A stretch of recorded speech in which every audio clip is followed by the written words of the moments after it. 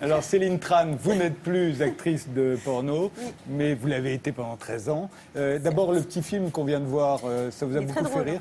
Il est très drôle, mais pourquoi vous parlez de déviance? J'ai dit de déviance entre guillemets, bien entendu. Ah oui, parce que là, sinon, je suis ultra déviante. Évidemment. Non, Non, mais tout est dans la nature, ça il va, n'y a c'est aucun pas illégal. problème. Bon. C'est principal. Oui, alors effectivement, dans le cinéma porno, on retrouve des pratiques sexuelles, des physiques, des stéréotypes, des caricatures qui sont loin souvent de la réalité.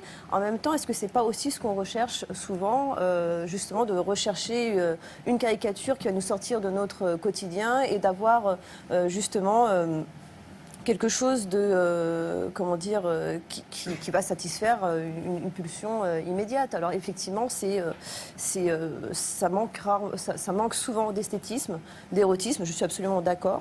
La notion de désir est très rare dans un film porno et c'est vrai que ce n'est pas forcément ce que recherche le consommateur. Attention, je ne parle pas du public en général. Je suis persuadée qu'il y a des gens qui recherchent l'érotisme. On a remarqué que les consommateurs de porno, pas forcément les plus répandus, mais en tout cas c'est le public en général, puisque selon les sondages qui sont pourtant déclaratifs, les Français disent à 60% qu'ils sont déjà allés sur les sites pornographiques. Alors, il y a aussi beaucoup de curiosité. Et puis ensuite, les sites pornographiques, lesquels? Parce qu'on on dénonce souvent le porno à travers les sites gratuits, où le contenu est souvent bas de gamme, enfin bas de gamme. Je parle d'un type de film porno qui est pas forcément à haut budget, avec effectivement un minimum de dialogue, puisque le but c'est de montrer des pratiques sexuelles, de la performance qui va exciter un public qui est demandeur de ça. Maintenant, à côté de ça, dans le cinéma pornographique, il y a plein de niches, plein de styles, et effectivement, heureusement, il y a autre chose que des produits formatés où seule la performance compte. Ce contenu existe, mais on n'en parle jamais. Parce que ce n'est pas celui qui envahit le web. Plus généralement, parce qu'à chaque fois c'est toujours un débat sur il y a du bon porno, du mauvais porno, mais plus généralement il y a une pornographie, qu'elle soit de très bonne qualité, et c'est arrivé, il y a eu des films magnifiques, et plus généralement qu'elle soit fort médiocre, l'impression est la même à la fin, c'est-à-dire tout à coup... Le bon porno, c'est celui qui excite, c'est celui qui est efficace. Et justement, cette excitation, est-ce qu'elle est après tout positive? Est-ce qu'elle nous fait rêver? Est-ce qu'elle développe notre imaginaire ou au contraire, est-ce qu'elle le rétrécit? Oui, justement, c'est là je pense qu'il faut faire la différence.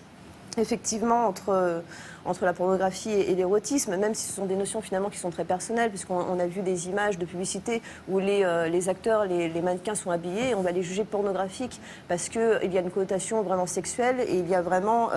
il y a tous les codes du porno, il y a tous les codes du porno. Il y a tous les codes. Le contenu pornographique, en général, cherche à montrer une image qui va représenter un stimuli, souvent pensé pour les hommes, mais il existe quand même du contenu pensé pour les femmes, et qui va être extrêmement caricatural. Maintenant, personnellement, et là ce n'est que mon avis, je ne parle pas au nom des autres actrices porno ou même des autres femmes ou même du genre humain, ce n'est que mon avis. En effet, par rapport à l'imaginaire, c'est très pauvre. Donc c'est efficace sur le moment, c'est de la consommation immédiate. C'est exactement comme si on comparait de la gastronomie à du fast-food. Le contenu porno qu'on trouve actuellement, et en particulier le contenu gratuit sur les sites internet, donc le produit de masse, qui se vend aussi le plus, c'est effectivement un produit qui manque de saveur, qui va avoir beaucoup d'efficacité immédiate, et c'est ce qu'on lui demande. Maintenant, à côté de ça, effectivement, sur le plan de l'imaginaire de la libido, c'est très pauvre. Et là, je rejoins M. Briguelli, la littérature, à ce niveau-là, c'est magnifique. Oui. Parce qu'il y a une vraie interaction, il y a une vraie participation intime avec les mots. Mais par contre, c'est beaucoup plus pervers. Beaucoup moins innocent qu'une image pornographique où on va voir une femme avec des seins énormes et 3 partenaires. La littérature de Georges Bataille, justement, j'ai jamais lu quelque chose de plus obscène et plus excitant que ça. Arthur H. Moi, je ne serais pas trop inquiet, en fait, sur le fait que la pornographie pourrait influencer de manière néfaste, par exemple, les adolescents qui découvrent le sexe par la pornographie. On en parle beaucoup, on dit, voilà, les ados, maintenant, ils connaissent rien au sexe, puisque personne ne connaît rien au sexe, qu'on arrive sur Terre, et ils découvrent comme ça, cette magnifique danse sexuelle par la pornographie. En fait, la pornographie, il ne faut pas oublier, c'est totalement de la fiction, en fait. C'est de la fiction. Et dans notre société, on n'a jamais autant baigné dans la fiction à tous les niveaux.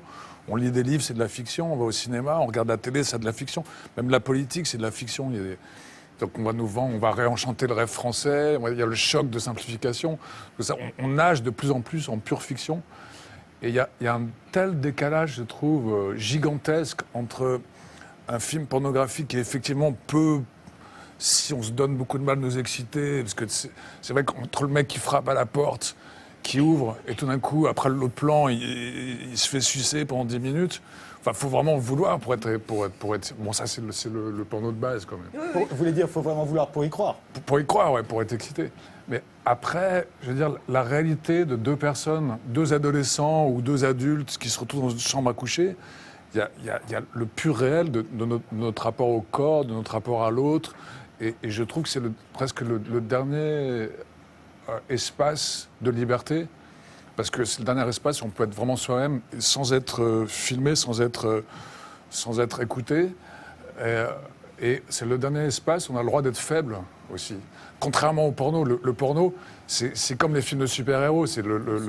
L'acteur pornographique, c'est un super-héros du sexe. Il a une bite énorme, il défonce la meuf pendant un quart d'heure, la meuf, elle explose, etc. Enfin, c'est magnifique. Trois quarts d'heure, c'est des super-héros. Et puis, moi, j'aime bien voir aussi un film avec Clint Eastwood, un film de cow-boy, mais ça me rend pas moi-même un être dangereux, magnétique, où je peux voir tuer n'importe qui, n'importe quand. Et pourtant, alors en ce qui concerne le porno, mais ça me fait du bien, ça me fait du bien de voir Clint Eastwood. Mais en même temps, dans la chambre à coucher, il y a toujours un moment où on va révéler notre faiblesse intrinsèque, le fait qu'on est très faible, le fait qu'on n'y arrive pas, le fait qu'on apprend à faire l'amour très lentement, que c'est les femmes souvent qui nous apprennent à faire l'amour dans le temps, que souvent on est nuls, des fois on n'arrive pas à bander, puis même on bande pas, puis on commence quand même à faire l'amour, puis après on bande, enfin c'est toute une aventure, quoi. C'est une aventure personnelle, intime, et qu'on ne pourra jamais toucher, en fait, qui aura toujours sa part de liberté intrinsèque, éternelle. Et les femmes ont toujours cette tendresse, vraiment, je sais pas, comme ça... intuitif pour les hommes. Elles savent que l'homme, il peut être faible, elles savent qu'elles sont faibles. Donc il y a cette reconnaissance de notre propre faiblesse qui n'a rien à voir avec l'image publicitaire, avec le porno, tout ça.